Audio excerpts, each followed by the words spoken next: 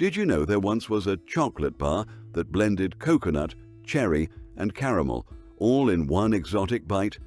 It was called the Cabana, and if you remember it, you're not alone. In this video, I'll show you 8 sweets from the UK that were not only cult classics, but today real rarities, and what their disappearance tells us about our history. From playground favorites to after-school treats, these were more than just sugary snacks. They were part of growing up. If you enjoy trips down memory lane, make sure to like this video and subscribe for more nostalgic stories every week. Now, let's unwrap the past. Do you remember a chocolate bar that looked like a Kit Kat but was creamier and with a nuttier twist? That was Bar 6. This was a Cadbury classic that quietly disappeared, yet lives on in the memories of many of the folks who grew up in the 60s and 70s. Bar 6 was made up of 6 finger-style chocolate bars, each filled with hazelnut cream and crisp wafer, then coated in smooth Cadbury milk chocolate. It wasn't just a sweet, it was a ritual. Unwrapping the red and orange wrapper, snapping off a finger, letting the nutty cream melt on your tongue. It was the kind of treat you got if you'd done especially well at school or if your nan had popped to the corner shop. What made it special was how subtly rich it used to be. It wasn't overly sweet at all, and the hazelnut flavor felt just a little bit more continental. It was Cadbury's answer to European-style chocolates, and it had quite the loyal following for a good while. But it was around the early 1980s when the Bar 6 began to vanish. Some say it was overshadowed by the more dominant Kit Kat, while others believe changing tastes and supermarket shelf wars did it in. But ask anyone who remembers it, and you'll see their face light up. Bar 6 reminds us that not all childhood favorites stood the test of time, but their memory stays just as sweet. Spangles were more than just boiled sweets.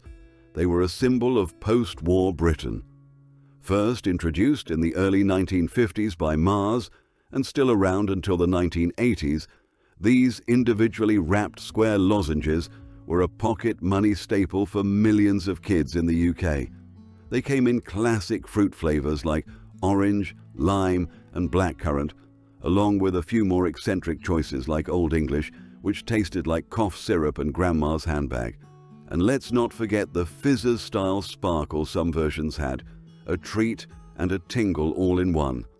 But Spangles weren't just about flavor, they were about freedom.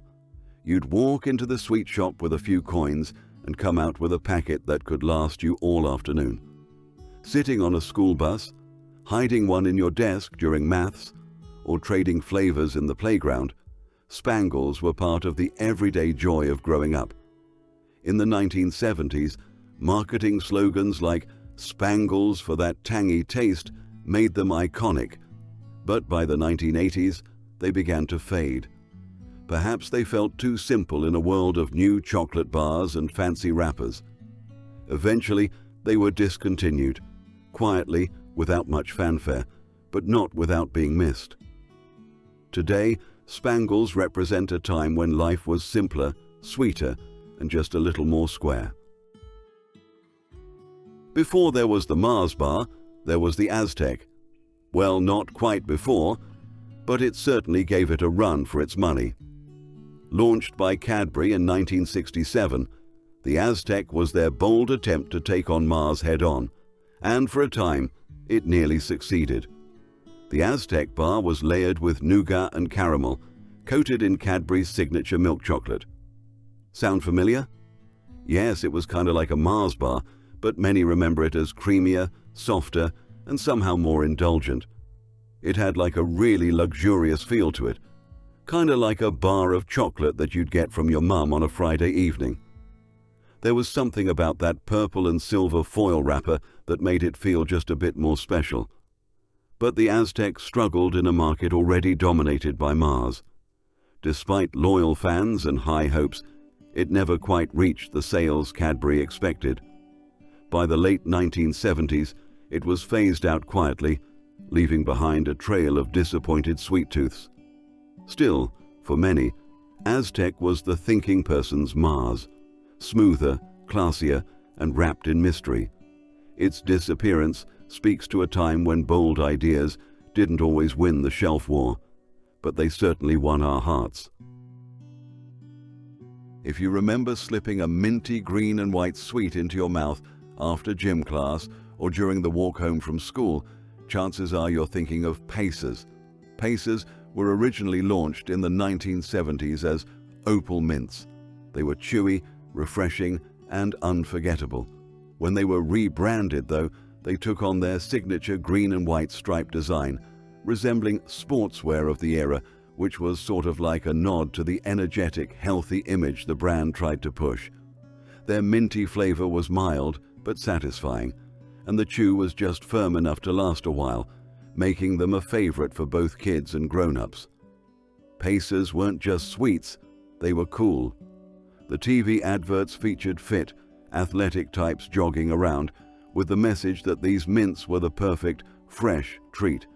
Even though no one actually believed for a moment that they'd boost your fitness, it still made the kids feel a bit more grown up.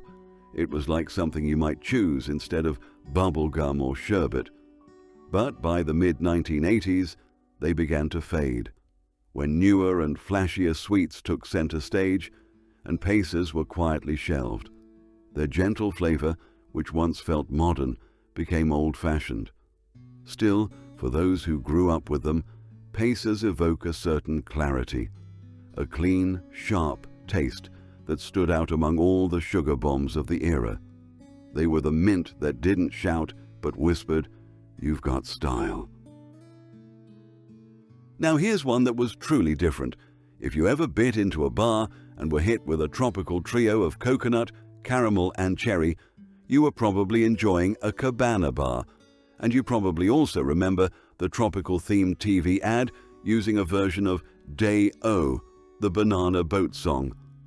Launched in the 1980s by Treets, the Cabana was a little slice of the Caribbean, or at least what the British imagination thought the Caribbean tasted like. Covered in rich milk chocolate, its gooey caramel, chewy coconut, and the surprise pop of glacé cherry in each bite made it feel exotic, even a little glamorous. For many kids, the Cabana was an adventure. It wasn't something you bought every day. It was a weekend treat, maybe something you grabbed at the cinema kiosk or had packed in your bag for a family road trip. It stood out not just for its flavor, but for its branding, with tropical colors and palm tree vibes that felt like sunshine in sweet form. But that uniqueness may have been its downfall. As the 80s gave way to the 90s, tastes changed and novelty wasn't enough. The cherry was divisive, and the combination, though beloved by some, was a little too bold for the mainstream. By the early 90s, Cabana was gone. Its legacy, a reminder of when confectionery dared to be different.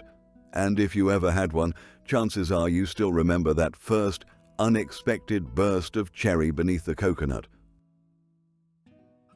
Before M&M's arrived on UK shelves, there was Treets, and for many, they were better. Launched in the 1960s by Mars, Treets came in 3 different varieties.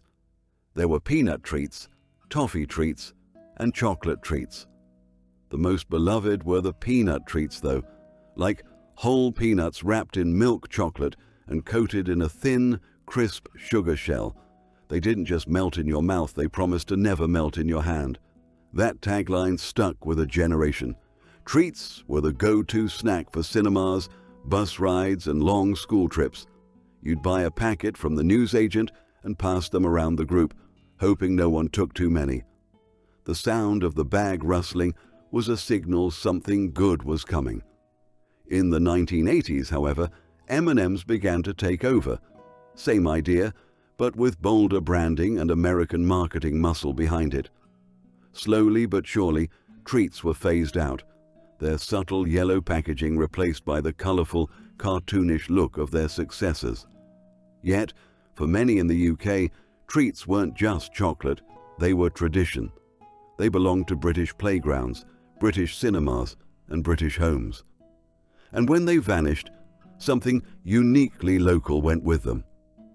There have been occasional revivals, but nothing quite captures the quiet charm of Treets.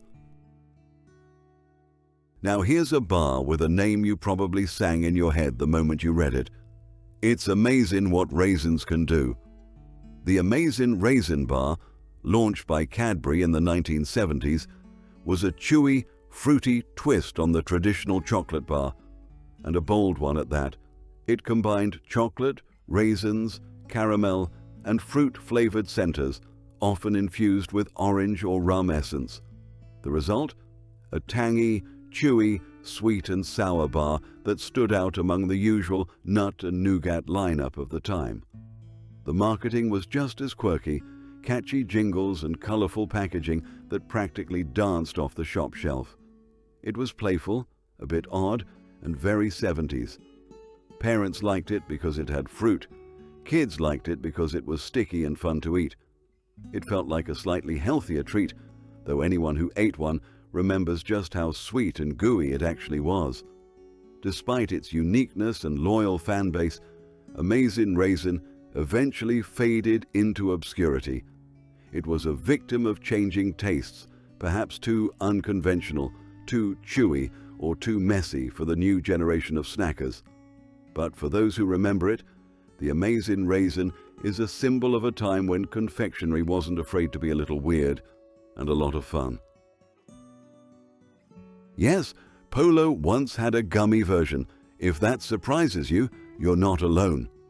For a short time, Nestle offered Polo Gummies and Polo Fruits, a colorful, chewy twist on the iconic mint with the hole. These weren't just repackaged sweets. They were full-blown, fruit-flavored gummy rings, a total departure from the clean, icy freshness of the original Polo mint. Released in the 1980s and early 90s, they were an attempt to expand Polo's brand into new territory. And for some, they worked. The gummies were fun, soft, and came in bright colors. Kids loved them. They were playful and slightly rebellious, a Polo you could chew. But that was the problem. They weren't the classic Polo. The chewy texture confused loyal fans, and the branding felt mismatched. Before long, both the gummies and fruit versions quietly vanished from shelves. Most people forgot they even existed, but for a few, they remain a strange, sweet footnote in their childhood memories. Polo Gummies are a reminder that even the most iconic brands took risks. Sometimes they worked, sometimes they didn't. But every now and then, one of those gummy rings turns up in a memory, and you smile. And that's it for today's trip down memory lane. If any of these brought back memories, give this video a like, and don't forget to subscribe for more sweet nostalgia. See you next time.